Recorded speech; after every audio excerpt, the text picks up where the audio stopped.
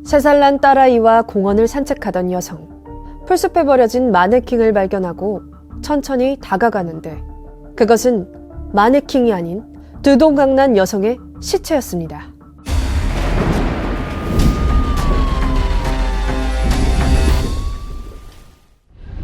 Her name was Elizabeth Short.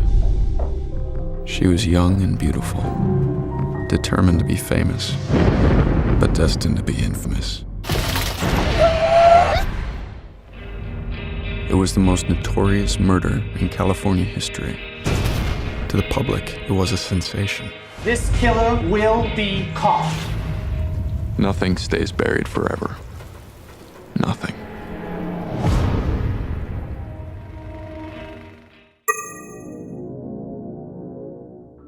(1947년) LA에서 일어난 엽기적인 살인사건을 그린 미스터리 범죄 영화 블랙 달리아. 스칼렛 요한슨, 조시 하트넷 등이 주연을 맡은 이 영화는 동명소설을 바탕으로 제작됐는데요. 이 영화가 개봉 당시 많은 화제가 됐던 이유는 영화에서 다루고 있는 끔찍한 살인사건이 실화이기 때문입니다.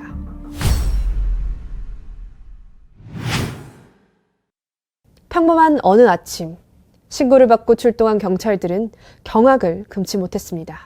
상반신과 하반신이 분리된 채 공원 풀숲에 버려져 있던 한 여성의 시체. 그녀의 입은 양쪽으로 귀까지 모두 찢어져 있었고 모조리 적출당한 내장은 마치 진열하듯 시신 옆에 가지런히 놓여 있었습니다. 심각하게 훼손된 시신. 하지만 사건 현장엔 혈액 한 방울도 남아있지 않았죠. 함께 발견된 그녀의 가방과 신발은 범인이 이미 휘발유로 닦아내 지문조차 찾을 수 없었습니다. 1990년대부터 2000년대 초반까지 한국과 일본에서 유행처럼 번졌던 괴담 빨간 마스크. 이 살인사건은 괴담 빨간 마스크의 모티브가 되었는데요. 그렇다면 이토록 잔인하게 살해된 이 여성은 대체 누구일까요? 피해 여성의 이름은 엘리자베스 쇼트. 고작 22살의 생을 마감한 그녀는 가난한 배우 지망생이었습니다. 어린 시절에 고향을 떠나 LA에서 웨이트리스로 일하며 배우의 꿈을 키워나갔던 쇼트. 하지만 그녀는 결국 꿈을 이루지 못한 채 잔인하게 희생되고 말았습니다. 그녀의 불운했던 인생과 끔찍하게 훼손된 그녀의 시신은 사람들에게 그저 흥미로운 이야깃거리였습니다. 그녀가 생전에 검은색 옷을 즐겨 입고 장식용으로 달리아 꽃을 달고 다녔다 하여 붙여진 별명 블랙 달리아. 사람들은 그녀를 블랙 달리아라 불렀고 기자와 언론은 서로 경쟁하며 그녀의 사건을 자극적으로 보도했습니다. 추후 밝혀진 사실은 그녀는 생전에 검은색 옷을 즐겨 입지도 달리아 꽃을 달고 다니지도 않았다고 하는데요. 그 당시 한 기자가 이 사건의 자극성을 높이기 위해 지어낸 거짓이었죠.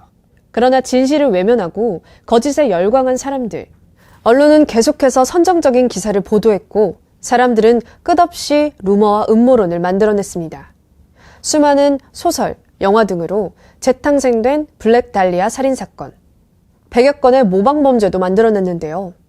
사망한 뒤에도 미디어에 난도질 당한 엘리자베스 쇼트. 그녀의 인생을 처참하게 짓밟은 범인은 대체 누구일까요? 시신 발견 일주일 전부터 실종 상태였던 엘리자베스 쇼트. 그리고 나타난 첫 번째 용의자, 로버트 멜리. 피해자가 실종 당시 그와 호텔에 들어가는 걸 목격한 사람이 있었죠. 하지만 부검 결과 용의자를 목격했을 때 그녀는 이미 살해된 상태였습니다. 결국 그는 용의선상에서 제외됐죠. 당시 부검인은 그녀가 거꾸로 매달려 집단 폭행을 당했다고 결론 내렸습니다. 그녀의 시신이 날카로운 도구로 정교하게 절단됐으며 사후에 훼손됐다고 말했습니다. 부검의 소견을 듣고 의학적 지식이 많은 사람이 범인이라고 판단한 경찰. 그렇게 지목된 용의자는 외과 의사였던 클레오 쇼트. 그는 피해자 엘리자베스 쇼트의 아버지였습니다. 두 사람이 싸우는 모습을 목격한 사람들로 인해 용의자로 지목된 거였죠. 이 사실이 알려지면서 사람들은 큰 충격에 빠졌습니다. 언론은 그를 법인으로 단정짓고 자극적인 기사를 보도했는데요. 하지만 증거 부족으로 클레오 쇼트는 용의선상에서 제외됐습니다. 이후 거론됐던 수많은 용의자. 하지만 뚜렷한 증거를 잡지 못하고 수사는 난항을 겪었는데요. 그로부터 40여 년이 지난 1991년, 블랙달리아 사건의 새로운 목격자가 나타났습니다.